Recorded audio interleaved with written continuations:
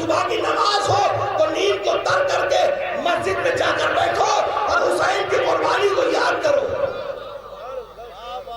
عزیزان محترم، یہ صرف کہہ دینا بہت آسان ہے، اگر ہمارے اندر وہ جذبہ قربانی نہیں پایا جاتا، وہ جذبہ ایثار نہیں پایا جاتا، تو ہم صرف حسین کے ماننے والے نہیں ہیں۔ ہمیں حسین کا اس طرح کا کردار دنیا کے سامنے پیش کرنا ہوگا، ہمیں بتانا ہوگا کہ دیکھیں ہم حسین کے چاہنے والے ہیں۔ ہم اپنے کردار سے اپنی دنیا کو کیوں ہمارا تعارف امام حسین کے ذریعے سے ہے، ہماری پہچان امام حسین ہے، ضمیر و ظرف کا عنوان بن گئے ہیں حسین، خودی کا دائمی رجحان بن گئے ہیں حسین۔ ہزار شکر بھی اس ایک شرف کے ذیل میں کم، شریف لوگوں کی پہچان بن گئے ہیں حسین، شریف لوگوں کی پہچان بن گئے ہیں حسین۔ آئیے ان معروضات کے سائے میں گزارش گزار ہوں، حجت الاسلام والمسلمین علینا مولانا وسیم اصغر صاحب قبلہ سے ملتمس ہوں کہ نثری معروضات پیش کریں، اور وہ شعراء کرام جو کھانا کھا چکے ہیں ان سے گزارش ہے وہ جلد سے جلد فرش مسرت پر آنے کی زحمت کرے، اور میں بالخصوص محترم ظہیر صاحب سے گزارش کروں گا کہ خدمت مہمان ہیں ان کو مہمان خانوں سے یہاں تک کا راستہ دکھانے کی زحمت کرے۔ نعرہ سلوات۔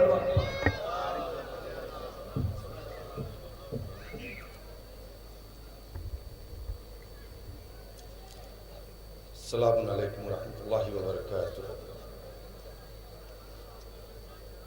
اعوذ باللہ من الشیطان اللعین الرجیم، بسم اللہ الرحمن الرحیم، بہ نستعین وهو خیر المعین، والحمد للہ رب العالمین، والصلاة والسلام علی محمد وآلہ الطاہرین، ولعنۃ اللہ علی اعدائہم اجمعین۔ اما بعد فقد قال سبحانہ وتعالی وقول الحق، بسم اللہ الرحمن الرحیم، الشعراء یتبعہم الغاوون، الم تر انہم فی کل واد یہمدون ویقولون ما لا یفعلون۔ صلوات پڑھے محمد وآل محمد۔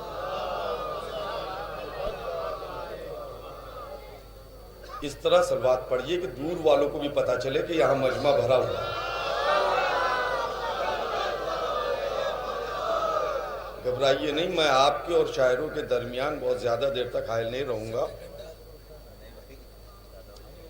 جبکہ مجھے انیس بھائی نے ابھی بھی 1 گھنٹے کا وقت دے دیا ہے، لیکن وقت آپ ہی کے پاس نعرہ سلوات۔ دیکھیے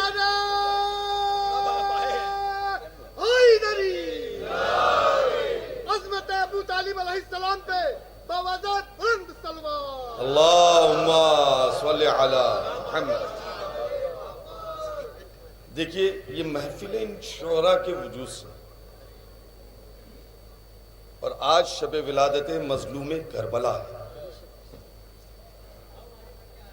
میں آپ کو 2-4 کلمات کے اندر آپ کی اپنی عظمت بھی اور ان شعراء کی فضیلت بھی بیان کر کے اپنی جگہ لے لوں گا، لیکن اب آپ پہچانے قرآن مجید میں شعراء کا تذکرہ کرتے ہوئے سورہ شعراء میں آخر کی آیتوں میں اللہ ارشاد فرما رہا ہے کہ الشعراء یتبعہم الغاوون، شعراء کی پیروی کرنے والے گمراہ اور بھٹکے ہوئے ہیں۔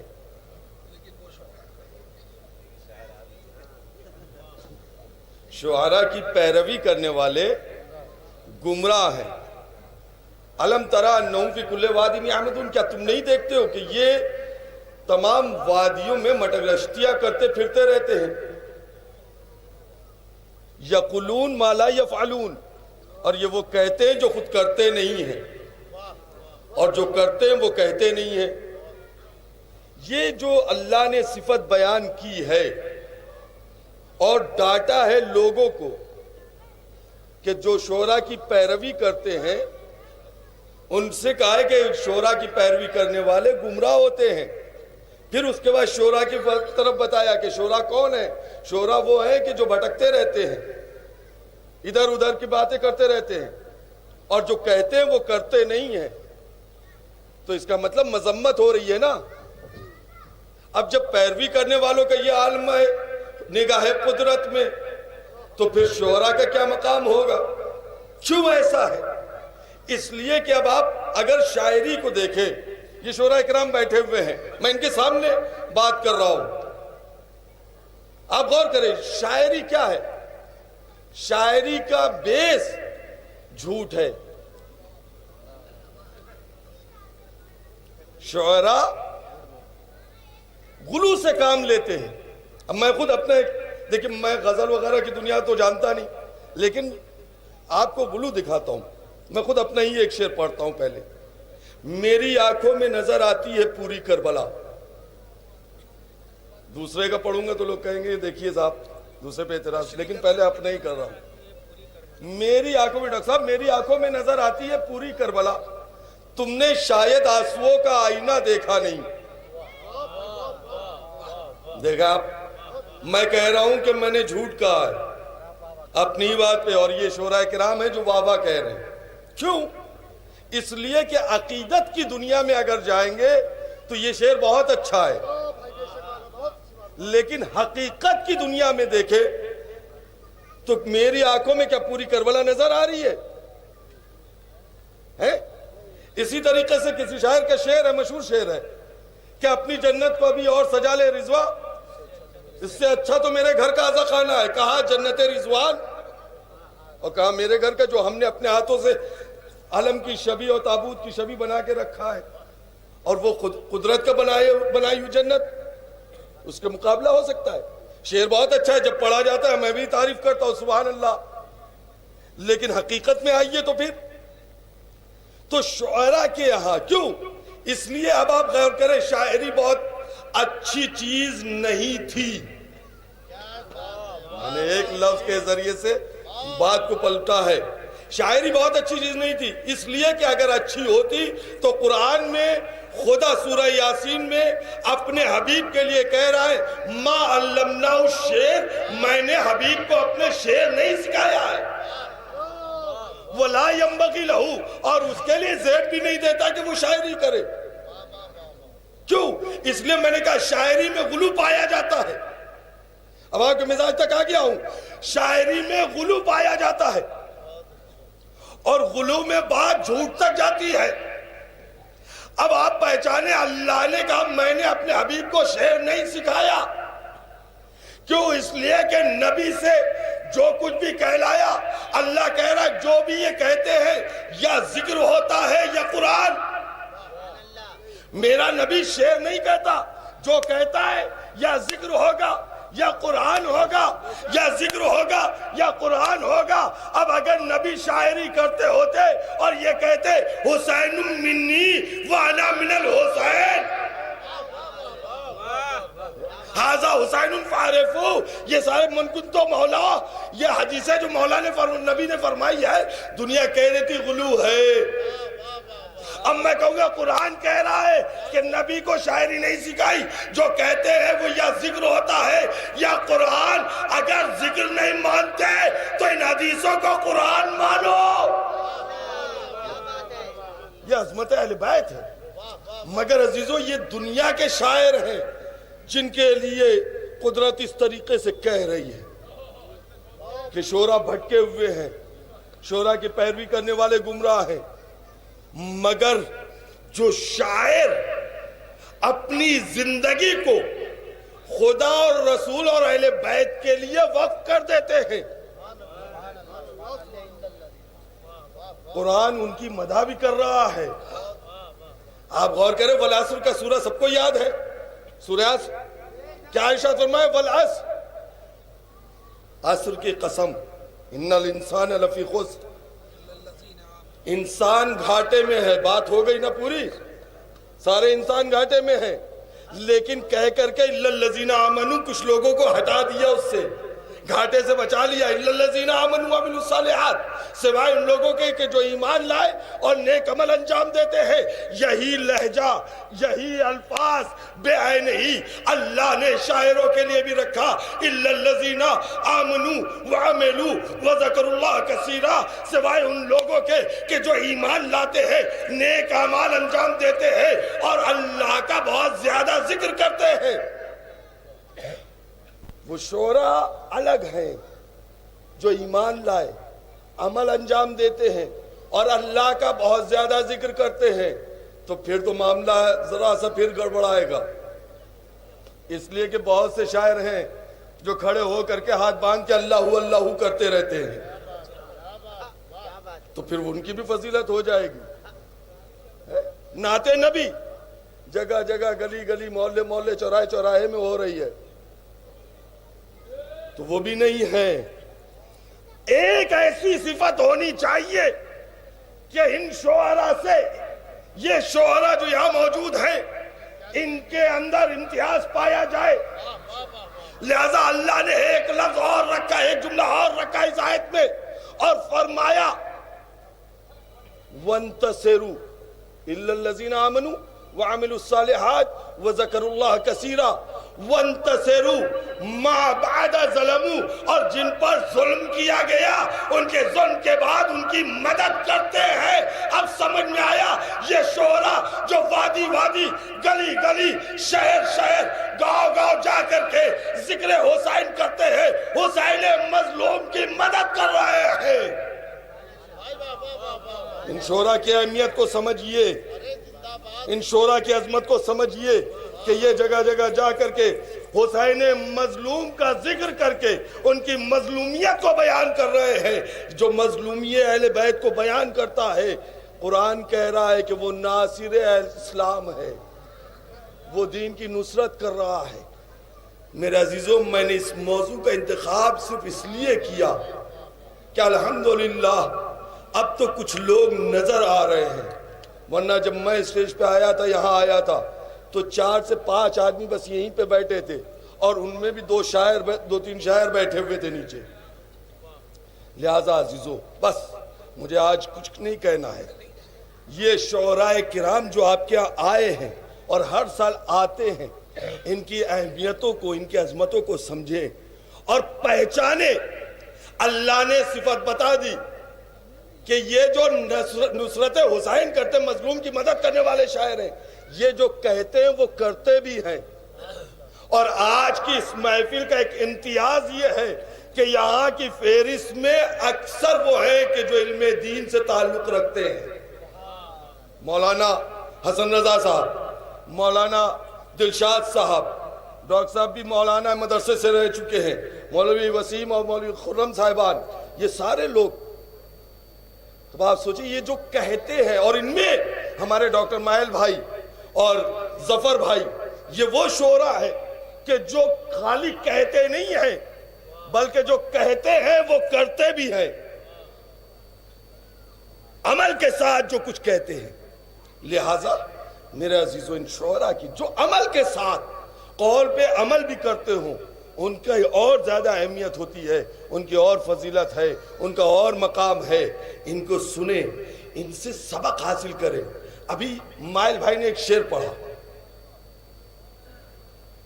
جس میں کہتا وہ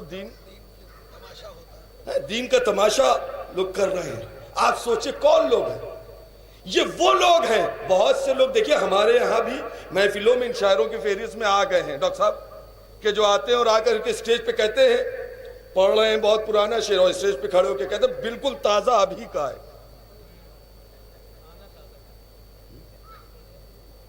ایسا مفہوم کسی نے نظم ہی نہیں کیا ہوگا۔ مجھے ابھی یہاں سے وہاں جانا، وہاں سے وہاں جانا ہے۔ یہ ساری باتیں جو آ کر کے بڑی بڑی باتیں کرتے ہیں نا، سمجھ لیجئے یہ آ گئے ہیں اس اسٹیج پہ لیکن ہیں نہیں یہاں والے۔ حسین مظلوم کی مدح میں اور اہل بیت کی نصرت میں شعر کہنے کے لیے اور پڑھنے کے لیے بلایا گیا، اور یہاں سے بھی جھوٹ بولے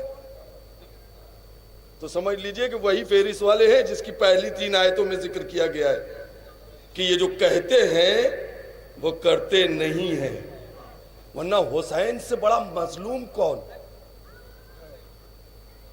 ہے؟ حسین سے بڑا مظلوم؟ یاد رکھے عزیزو، بآخری بات یاد رکھے، نصرت مظلوم میں شعر کہنے والا پہلا شاعر ہے سرکار ابو طالب۔ نہیں شورائے کرام، دلشاد صاحب، نصرت مظلوم میں شعر کہنے والا پہلا شاعر جناب ابو طالب ہے، لہذا اللہ نے وانتصر ما بعد ما ظلمو کہ جن پر ظلم کیا گیا ان کی نصرت کرنے والے شاعر کون ہے؟ اب پہچاننا ہے تو پہچان لیجئے، سرکار ابو طالب سے لے کر کے دیبل و حسان تک، اور ان سے ہوتے ہوئے فرزدق ہند، قید زنگی پوری تک، اور قید زنگی پوری سے لے کے دبیر سیتا پوری وغیرہ وفا ملک پوری تک، اور ان سے ہوتے ہوئے شعور اعظمی اور مائل چندولوی، ظفر اعظمی سے لے کر کے مولانا حسن رضا تک، یہ سارے وہ شعراء ہیں جو مظلوم کی نصرت میں شعر کہتے ہیں۔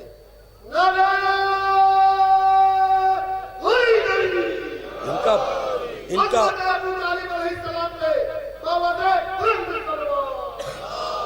ان کا بڑا مقام ہے۔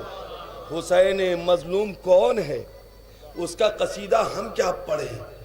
آپ پہچانے حسین وہ ہے جس کا قصیدہ تو خود قرآن پڑھ رہا ہو، جس کی ثنا نبی کر رہا ہو، آپ پہچانے وہ حسین ہے، وہ حسین کہ جس کی زندگی کے آخری لمحات میں بظاہر اللہ اس کا قصیدہ پڑھ رہا ہے۔ یہ آیت جب حسین کے شہرگ حیات پر شمر ملعون نے خنجر رکھا ہے، اس وقت جو آیت آئی ہے ملک الموت نے تلاوت کی ہے، یا ایتھا النفس المطمئنہ، یہ آیت نہیں ہے عزیزو، حسین کا قصیدہ ہے۔ نہیں غور کیا عزیزو، یہ ایک آیت صرف نہیں ہے، یہ مظلوم کربلا کا قصیدہ ہے جسے قدرت پڑھ رہی ہے۔ اے نفس مطمئنہ کے مالک، اپنے رب کی بارگاہ میں پلٹا کہ تو اپنے رب سے راضی ہے، تیرا رب تجھ سے راضی ہے۔ پہچانے حسین کون ہے؟ پہچانے حسین کون ہے؟ اور آخر میں بس بالکل آخری بات، آپ ذرا اپنے مقام کو بھی پہچانیں۔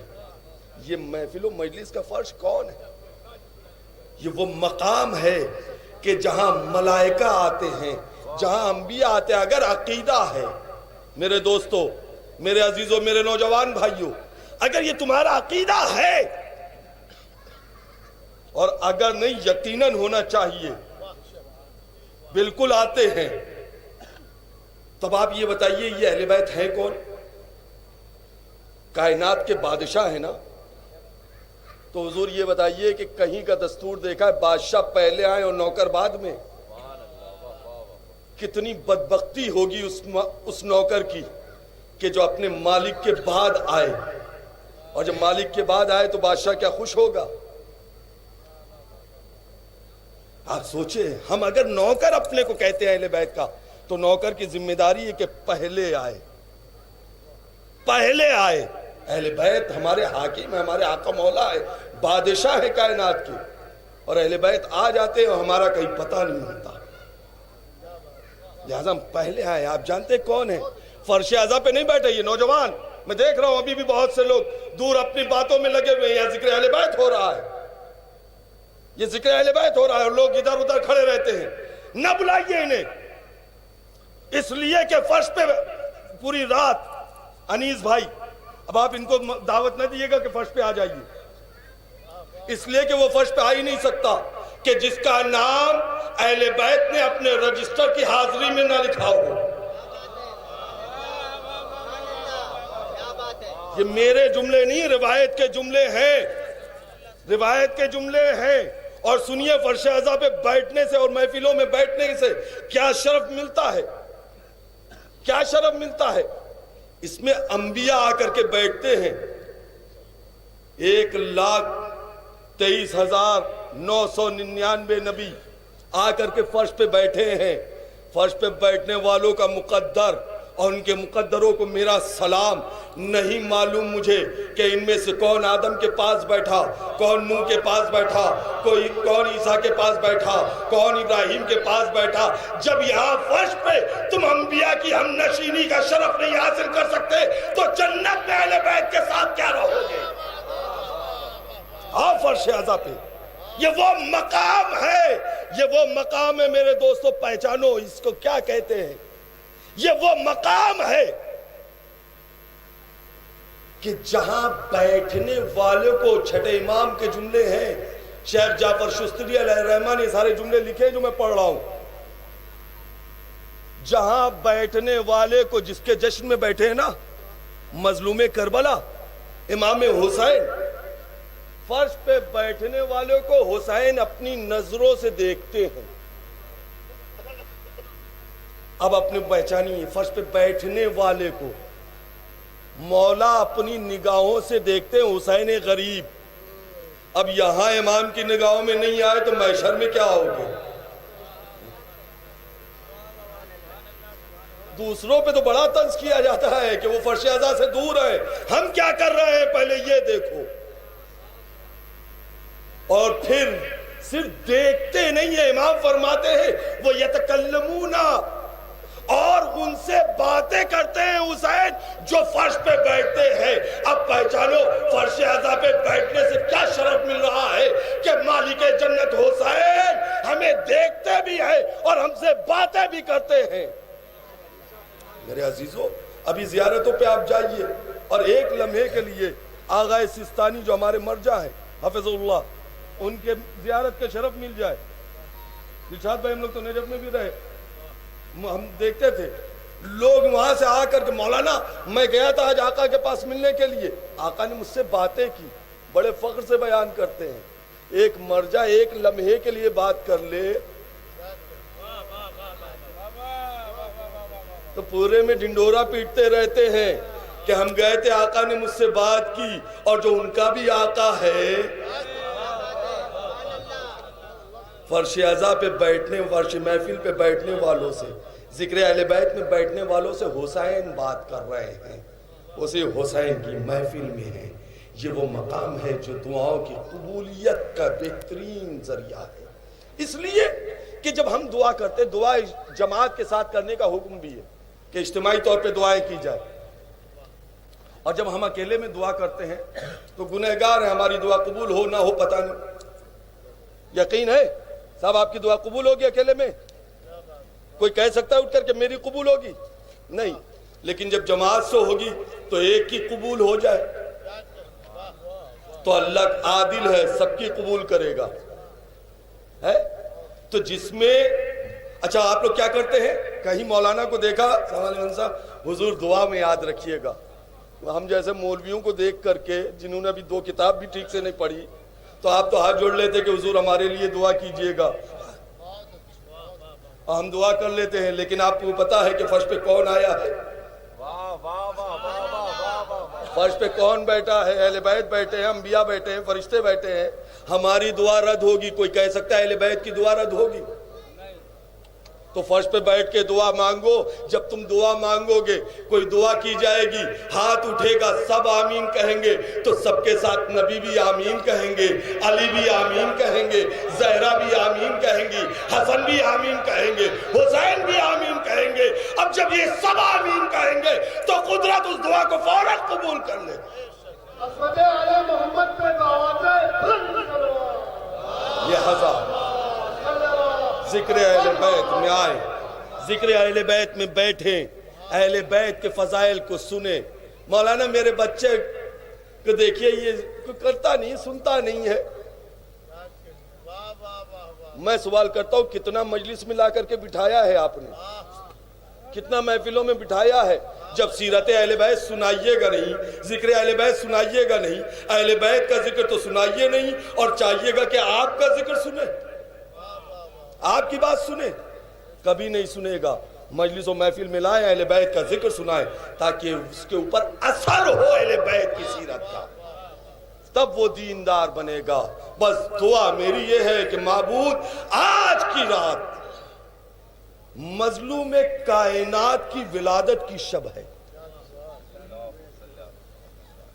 اور اسی مظلوم کائنات کے وسیلے سے اور ان کے بابا علی مرتضیٰ کے وسیلے سے دعا ہے کہ معبود یہ جتنے بیٹھے ہوئے بزرگ و نوجوان ہمارے، ان میں سے کسی کو بھی خالی ہاتھ نہ پلٹانا، ان کے دلوں میں جو بھی خواہشیں، جو بھی دعائیں، جو بھی تمنائیں، جو بھی آرزویں ہیں، ان سب کو پورا کر دینا۔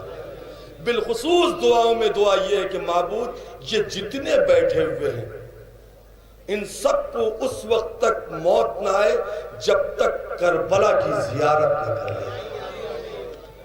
میرے اللہ ہم سب کو صحیح معنوں میں شیعہ علی اور عزادان حسین بننے کی توفیق عنایت فرما۔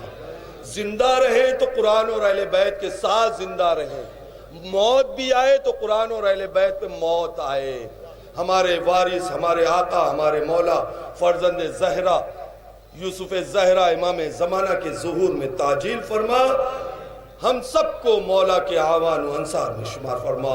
اللہم تقبل منا انکا انت السمیع الدعا۔ مل جل کر باواز بلند صلوات پڑھیں۔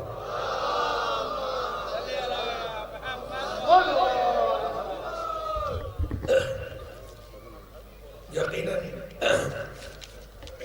مولانا وسیم صاحب قبلہ نے بڑی بصیرت افروز تقریر کی، اور تقریر اس سے نہیں مانی جاتی اس میں